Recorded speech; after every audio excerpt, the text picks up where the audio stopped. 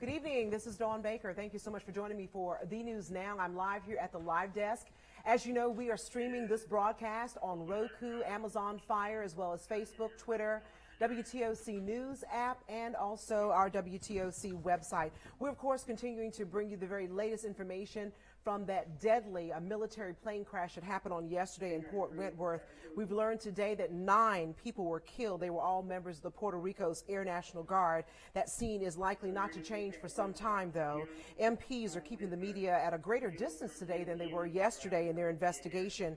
The 9 members of the C-130 crew have been named. Their families have been notified, and the military has possession of the crash video that shows that we showed you for the first time on yesterday. Let's give a listen to David Clue, who was on the scene today with the latest information on that investigation.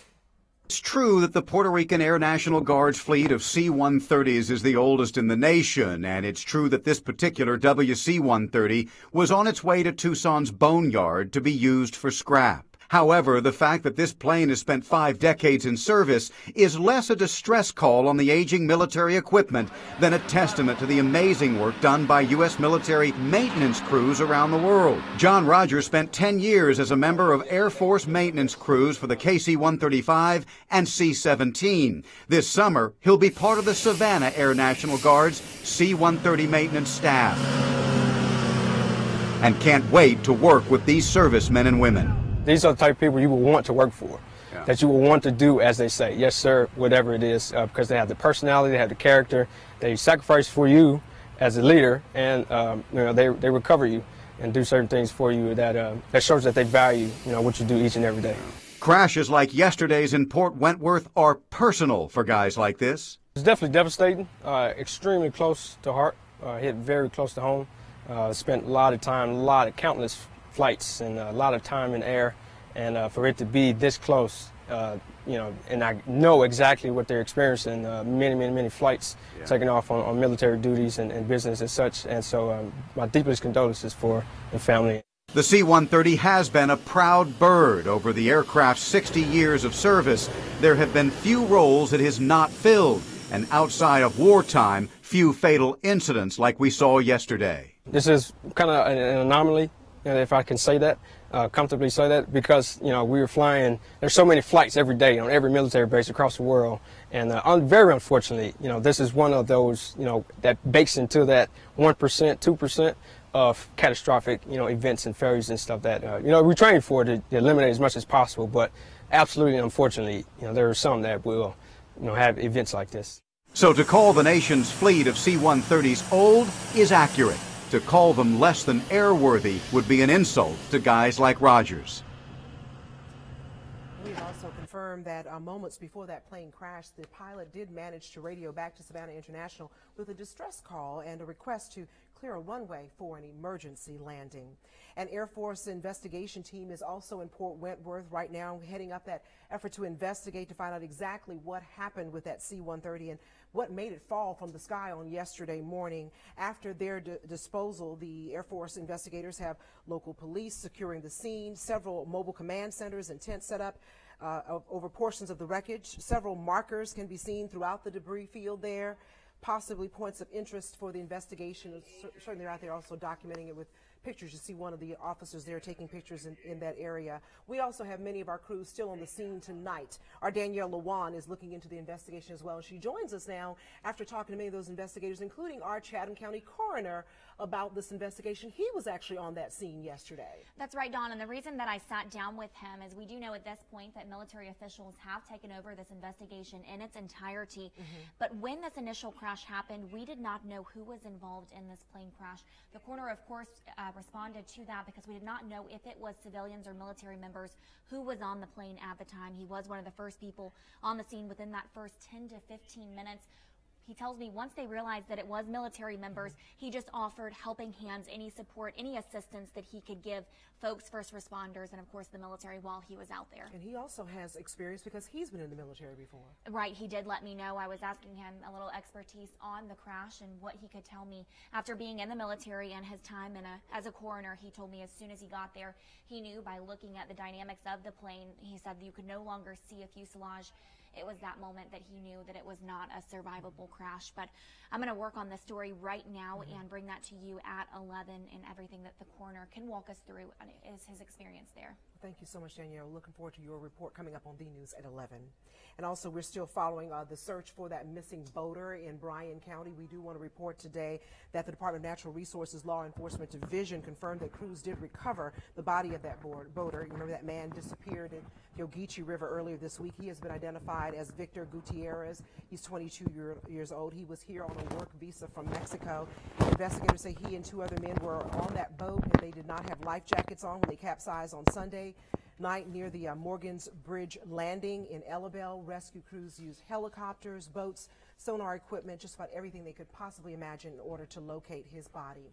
Also happening today, a very big story we're following. Memorial Health confirmed to WTOC that they have laid off 85 employees. Memorial Health telling WTOC, quote, "Right now, our team is focused on regaining financial stability for the hospital in order to ensure that we can deliver that extraordinary care to generations of patients to come. To do that, we are looking closely at our processes, our systems, and how we can use our team members to deliver the very best patient care. When we find opportunities to strengthen the organization, we have to make those changes. At the same time, we continue to actively recruit for more than 200 patient care roles." This also comes, you might remember, just a little bit more than 2 months after HCA bought Memorial Health.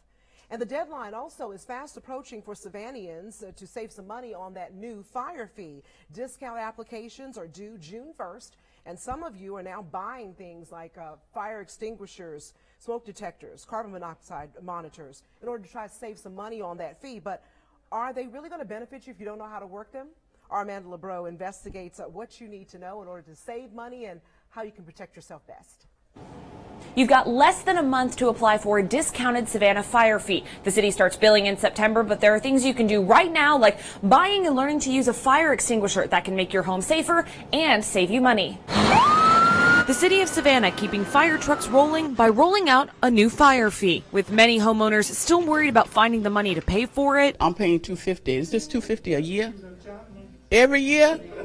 They done lost their mind. The city's offering discounts to help cut the cost. Anytime you save money, that's important, especially when you're retired. So you need all the saving that you can get. It's hosting sessions like this one at the Moses Jackson Golden Age Center to help people like Chester Brown understand what he already has in his home to qualify for a discount. Fire detector, fire extinguisher, evacuation system, you know, how to get in and out of the house, and where to meet, those things. But what if you don't have a fire extinguisher? Do you know what kind you should buy? Or if you do have one, would you know how to use it if you had a fire? Knowing the kind of fire that you're actually trying to extinguish is very important. You don't want to use the wrong extinguisher because you could get yourself hurt. Savannah Fire says it doesn't do fire extinguisher demonstrations, so we asked Pooler Fire Department Captain Michael Fort to help us teach you what to look for. So with any type of fire extinguisher and any type of fire, you want to make sure you have the right extinguisher. Your ABC extinguisher is fine for the house. You want to use the PASS method, which is pull, aim, squeeze, and sweep.